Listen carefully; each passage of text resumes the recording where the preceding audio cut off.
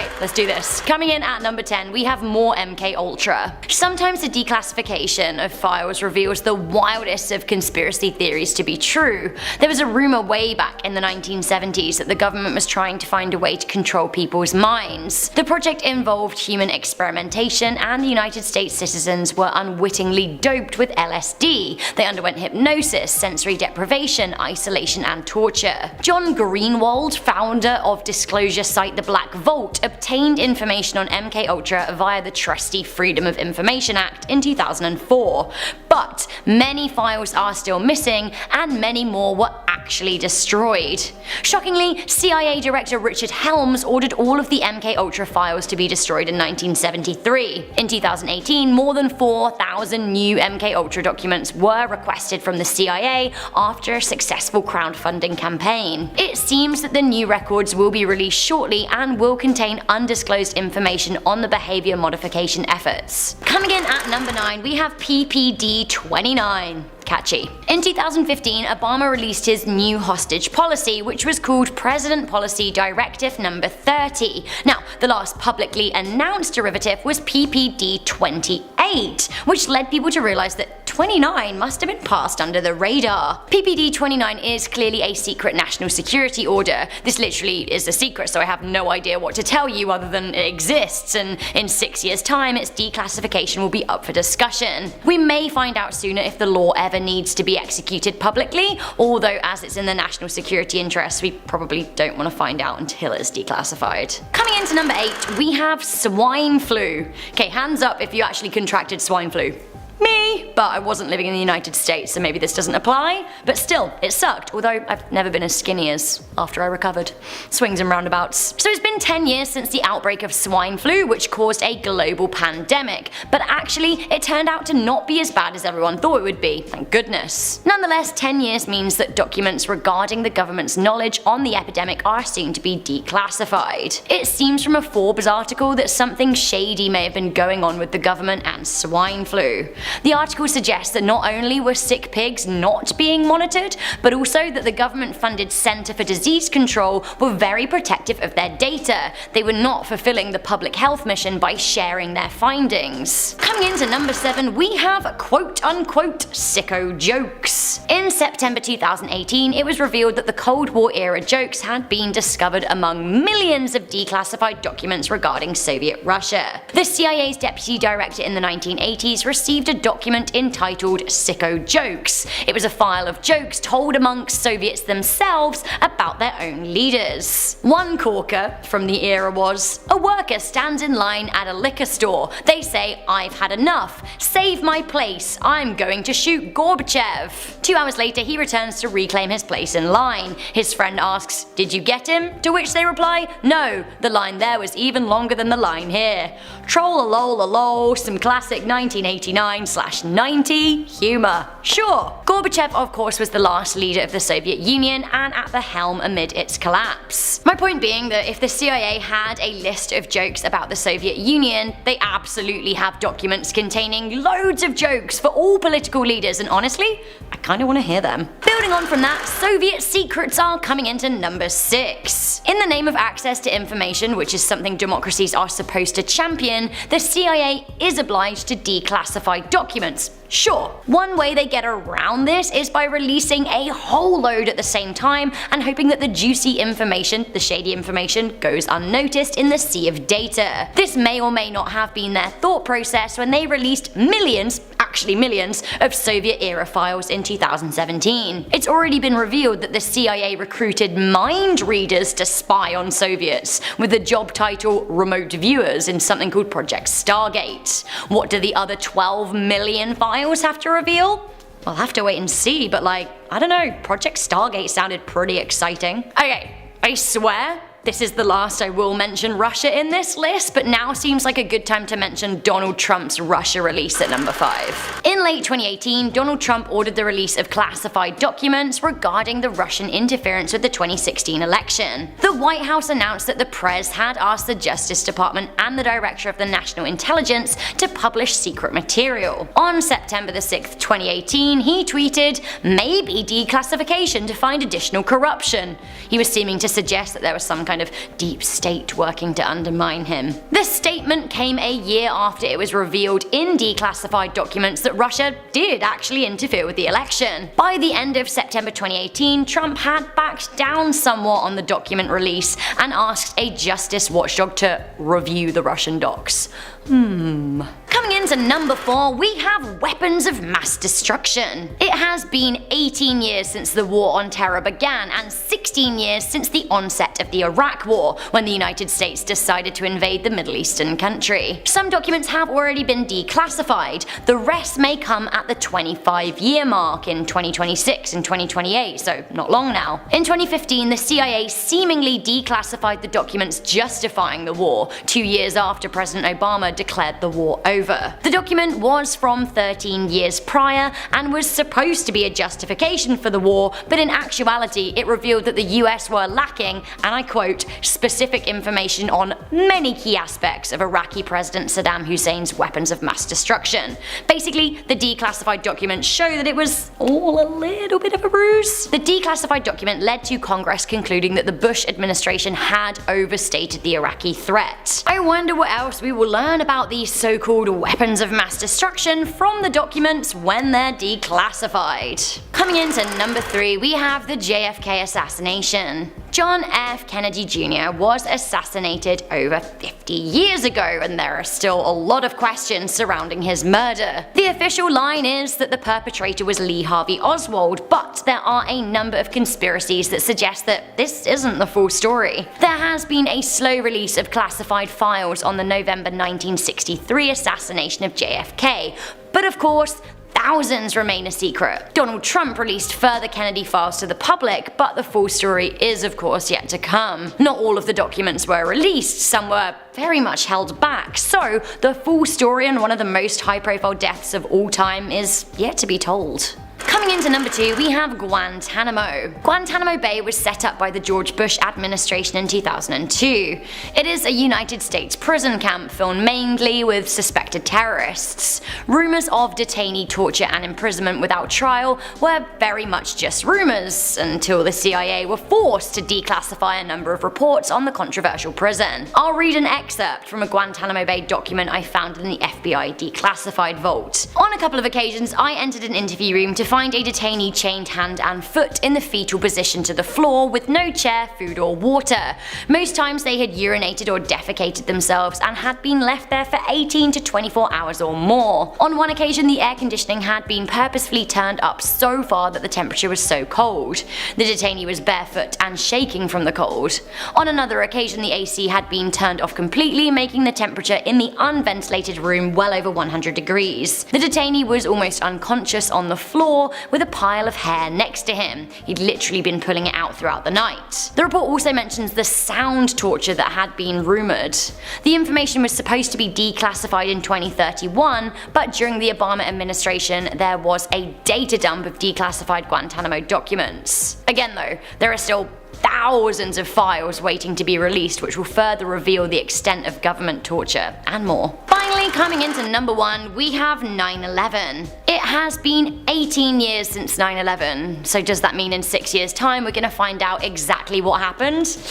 Will we read classified government documents that detail exactly how the planes hit and what it took to melt steel beams? Will we find out more about the alleged pipeline through Afghanistan? Was there advanced knowledge of an attack? Did the government ignore warnings? My guess is we're gonna need to wait longer than the usual 25 years for these answers, as likely the classified documents are still pretty sensitive. Some answers are coming though. Many documents have already been declassified. The Obama administration famously declassified the final 28 pages of the December 2002 report. This was conducted by the Senate Select Committee on Intelligence and the House Permanent Select Committee on Intelligence.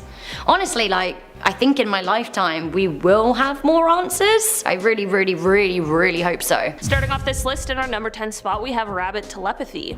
This is a document that originally comes to us from 1975, but it was declassified in 2004. Located on the CIA website as a Department of Defense document, it detailed a variety of, quote, Soviet and Czechoslovakian parapsychology research that was done from the end of World War II through to the Cold War era.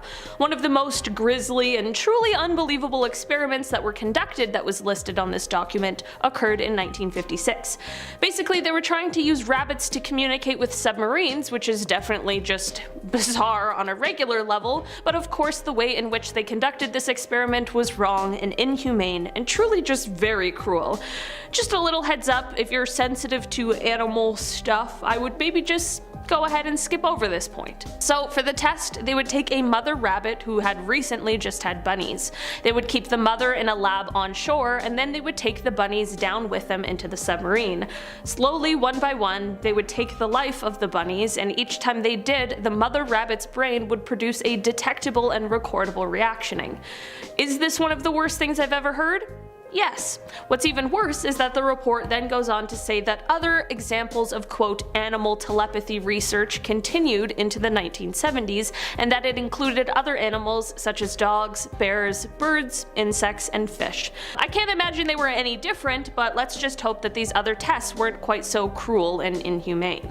In our number 9 spot today we have the Gateway Process. This document was originally published in 1983 and was declassified 20 years later, and it was prepared by Wayne M. McDonnell at the request of the commanding officer in the US Army Intelligence and Security Command. Basically, McDonnell was tasked with assessing the Gateway Experience, which is a meditation training that was meant to instruct people on how to harness their electromagnetic energy waves, and it trained them how to direct their own brain waves and use them to detach from time and space. You can in fact still find and buy this program should you wish to.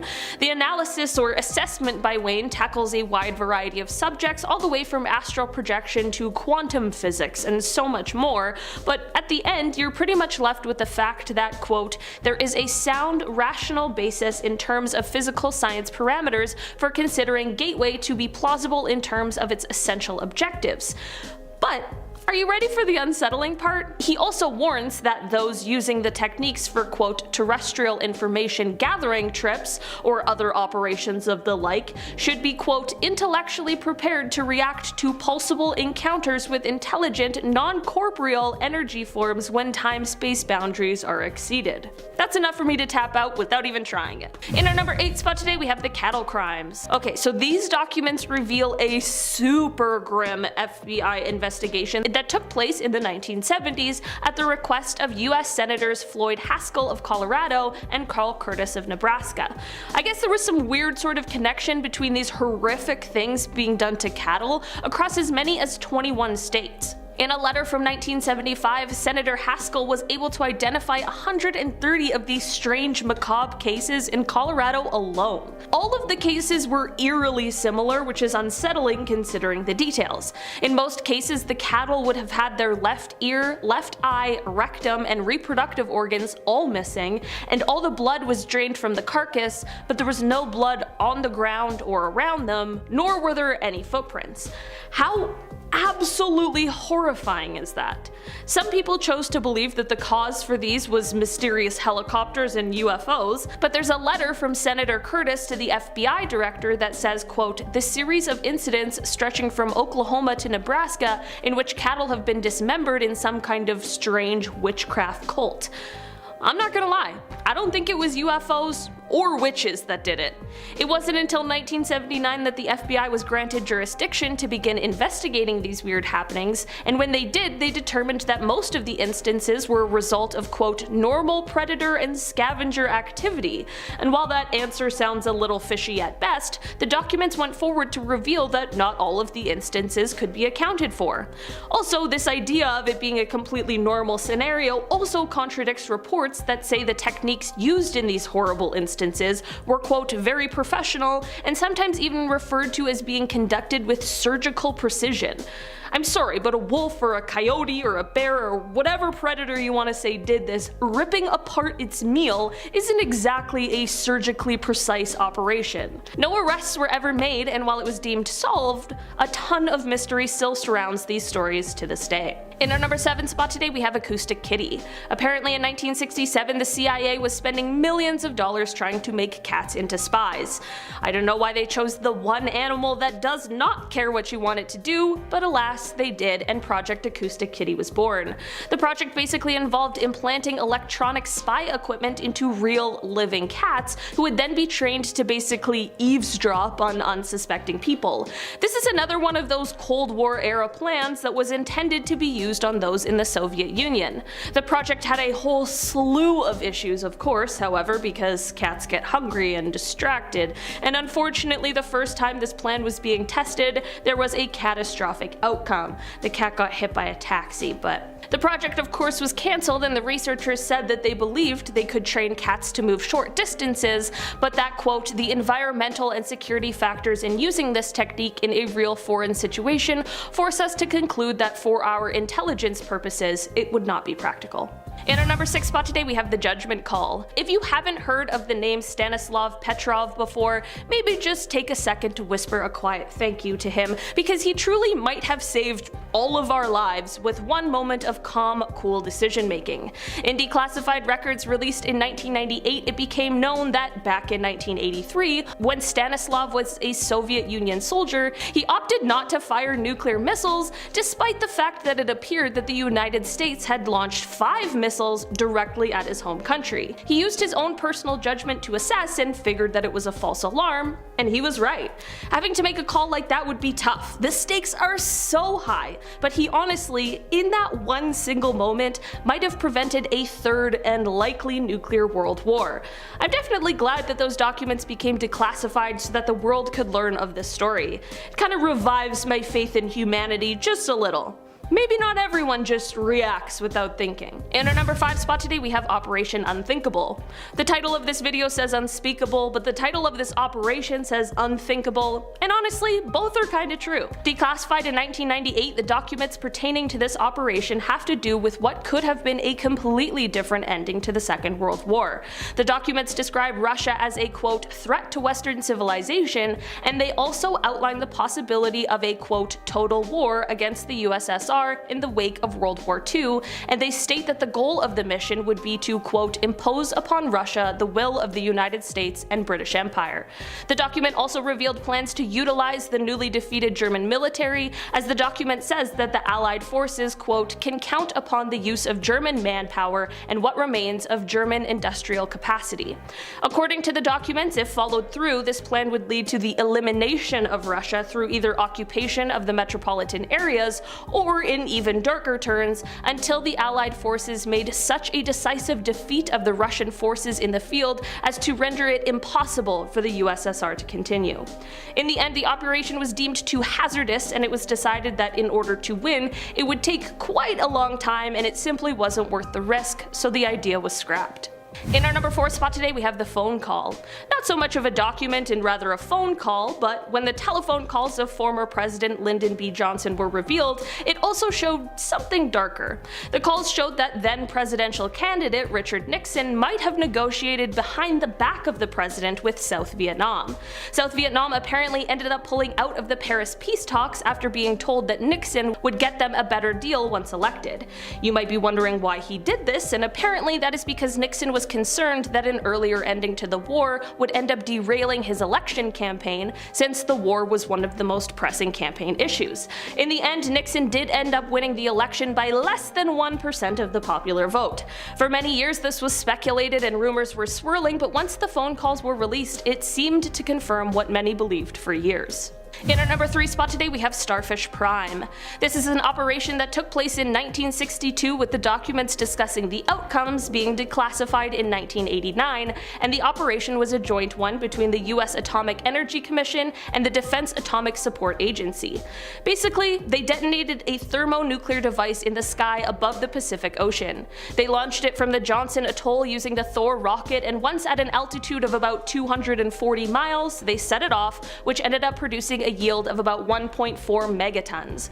The documents showed that the electromagnetic pulse was so powerful and widespread that it disabled not only most of the equipment that was set up to measure it, but it also took out streetlights and caused telephone outages in Hawaii nearly 900 miles away. The electrons released caused an aurora that could be seen over most of the Pacific Ocean, and according to the documents, the quote visible phenomena due to the burst were widespread and quite intense, and apparently it was visible for days.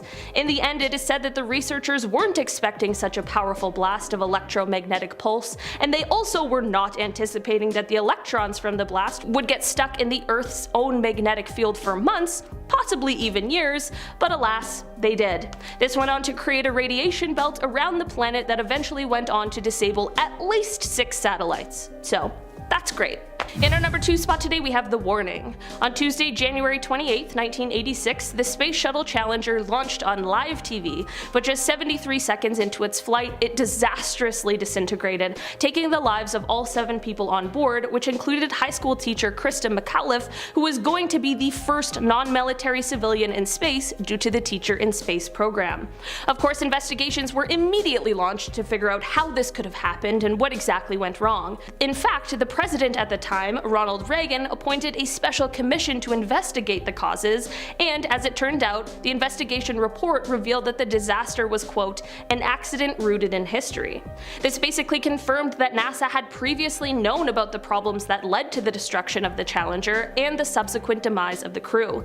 The least surprised of all was perhaps engineer Robert Boisjoli, who apparently sent an inter-office memo months prior to the tragedy warning of the exact fate the Challenger would meet should they continue to choose to launch the shuttle in such cold weather. Quote, the result would be catastrophic of the highest order, he wrote. Quote, loss of human life. In our number 1 spot today, we have Operation LAC. Operation LAC, which is short for Large Area Coverage, was a Cold War era project that involved the US Army Chemical Corps. Basically, it was a test that was designed to see whether or not it could be possible or feasible to taint a large area by dropping chemical agents from planes. To test this idea, they dropped, quote, a myriad of microscopic particles from planes, covering an area that is said to span from the Rockies to the Atlantic, from Canada to the Gulf of Mexico, so yeah, definitely a large area. In fact, it was so large that this is actually the largest test that the Chemical Corps had ever undertaken.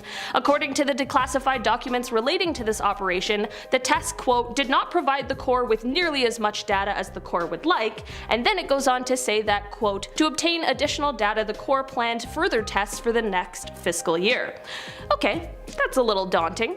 While not necessarily the same operation, also in the Cold War era was a similar test conducted that targeted a neighborhood in St. Louis, Missouri. This test saw the area being sprayed with zinc cadmium sulfide. At the time, those local to the area were being told that, quote, the government was testing a smoke screen that could shield St. Louis from the aerial observation in case the Russians attacked. But of course, decades later, documents revealed that the tests were actually a part of a biological weapons program. And to make matters even worse, the zinc cadmium sulfide was linked to an increase in cancer among the residents of the neighborhood. Starting off in our number 10 spot, we have Operation Paperclip. This operation began in 1946 when the President of the United States at the time, Harry Truman, authorized it. Basically, the entire point of it was to lure scientists from Nazi Germany over to the United States after the Second World War. This was done in an effort to aid the country in their post-war efforts, as well as to ensure that the valuable knowledge these people had would not end up in the hands of perhaps the Soviet Union or either side of the divided East and West Germany. Had it not been classified information at the time, this would have been highly controversial, as many of these people were involved in, and sometimes even leaders of that hateful party. Former President Truman stood by his decision, saying that because of the relations with the Soviet Union, quote, this had to be done and was done. Several of the scientists that were a part of this program were later investigated because of their former ties, but one was only ever tried out of the over 1,600. None of the paperclip scientists were ever found guilty for any crimes either in the United States or in Germany. Perhaps the most famous of all of the paperclip scientists was Wernher von Braun, who really played a huge role in advancing NASA's Apollo missions. In our number 9 spot today, we have The Investigation. In 1967, while in the midst of the Six-Day War, which was between Israel and neighboring states, an Israeli aircraft attacked the USS Liberty, which was a ship that was gathering information for the US NSA. In this attack, 34 Americans were killed and 171 were injured. Many people, of course, were outraged and figured that this attack was intentional. Many people believed that the Israeli government meant to follow through with this attack so that they could prevent the quote spy ship from intercepting sensitive information about upcoming battles. In the end, declassified documents from both the US and Israeli government agencies showed a very different story. It turns out that the attack was in fact not deliberate, and that pilots had thought that the USS Liberty was an enemy ship, which was why the attack was launched. The declassified reports show the actual position they had when the incident went down. And our number 8 spot today we have Project Horizon. Even before people were going to space, we had big goals in mind for the world of space travel. In 1959, there were plans for a proposed manned military base that would be located, of course, on the moon. This plan, which was dubbed Project Horizon, would quote develop and protect potential United States interest on the moon, as said in now declassified documents. It was estimated at the time to cost about $6 billion, and the projected operational date was December of 1966, which is when they thought they could have 12 soldiers on the base by. The project was not only wanted to study more about the surface of the moon, but what better of a place to spy on the Earth than the moon? This project, of course, never came to fruition, and the reason it stopped progressing was because the president at the time, Dwight Eisenhower, rejected it at the same time that the responsibility for America's space program was being transferred over to NASA. In our number 7 spot today we have consideration. Presidential duties certainly are not easy, and making big important decisions is likely a very nerve-wracking experience that you would probably want as much information as possible for. That is exactly why, around the time of the Cuban Missile Crisis, Joint Chiefs of Staff Chairman Maxwell Taylor wrote a memo at the request of the then president John F. Kennedy. The memo was requested because Kennedy wanted to know what the human cost would be of invading Cuba. The declassified memo explained that should the Cuban forces use conventional weapons and not tactical nukes, that quote, our medical plans are drawn up to accommodate up to 18,500 casualties in the first 10 days of the operation. He then goes on to explain that if these tactical nuclear weapons were in fact used, that quote, there is no experience factor upon which to base an estimate of casualties. The number they could estimate is already more than terrible enough. I truly do not even want to hear the next one. In our number 6 spot today we have Project Minaret. This is a document that became declassified in 2013 as a part of the National Security Archives efforts. This historical document describes a sort of watch list of prominent Americans who were critical of the Vietnam War. The document explains that their overseas communications were tapped and listened into by the government from 1967 to 1973, and a quote from the document reads, quote, President Johnson wanted to know if the domestic anti-war movement was receiving help from abroad. The project expanded so much that it went on to include more than 1,600 people, including civil rights leaders like Martin Luther King Jr., Whitney Young, and Muhammad Ali. There were also other people like Democratic U.S. Senator Frank Church of Idaho, Republican Senator Howard Baker of Tennessee, New York Times columnist Tom Wicker, and Washington Post humor columnist Art Buchwald. The surveillance began under President Johnson, but it continued on through to the Nixon administration. In the end, the only reason it was stopped was because Attorney General Elliot Richardson was concerned about its very doubtful and murky legality and decided during the Watergate scandal that it would be best to shut it down. In our number 5 spot today we have Operation Gladio. This is a plan that was developed during the Cold War by the North Atlantic Treaty Organization. Basically, the plan was designed to keep Europe as safe as possible if there were to be a Soviet invasion, and to do so, the plan was to form these kinds of secret armies in many NATO countries like Italy, Belgium, and France. These armies would be preparing for a potential takeover, and they would then lead the resistance if this were to occur. Some of the preparations for this plan, should it have to go forward, were things like spying as well as hoarding ammunition, which is a frightening thought. This project was so secret that not only was the Soviet Union obviously kept out of the loop, but some of the highest ranking officials in the countries involved didn't even know about these little secret armies. In our number 4 spot today we have a double agent. Oleg Penkovsky was a Soviet military intelligence officer who had a high rank, but he was actually working for the United States and Great Britain during the Cold War. Sort of like a double agent sort of thing. He is best known for the role he played during the Cuban Missile Crisis of 1962, where he gave the US government some information that turned out to be extremely valuable that pertained to the capabilities of the Soviet missiles that had been installed in Cuba. In the end, Oleg was found out by the other Soviet intelligence officers, charged with treason, and executed in 1963, which is a terrible ending to that story. But what if I told you that some declassified documents just might have revealed a different side of this story? There are apparently some people who believe, because of these documents, that Oleg was just a decoy who may have actually relayed false information to the US about the Soviet arms capabilities. The intelligence he gave them just may be proof that his loyalty was with the Soviet Union the entire time. In our number 3 spot today, we have the aircraft. In 1988, a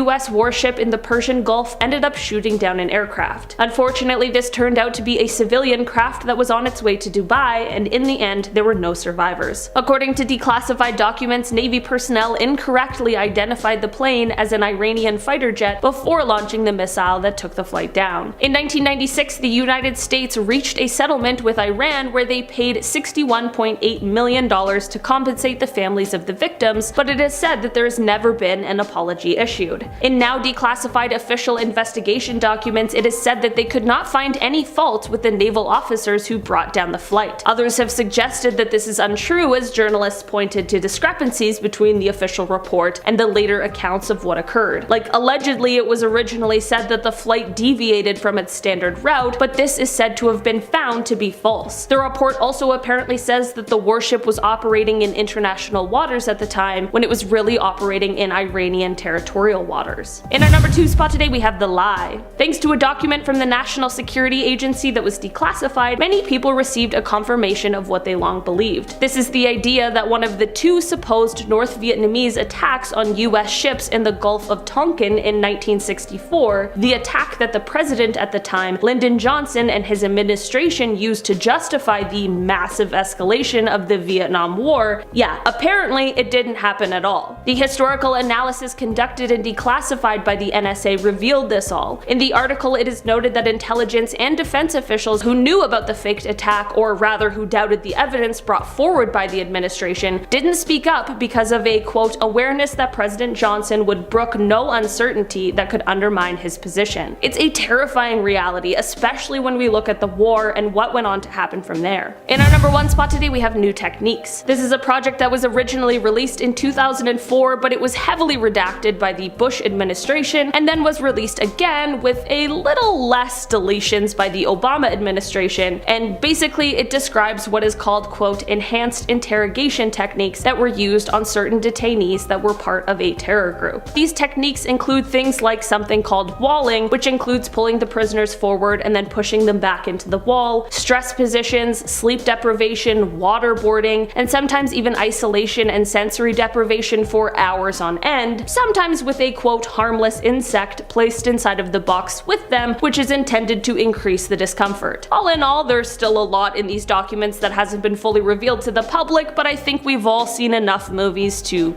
understand.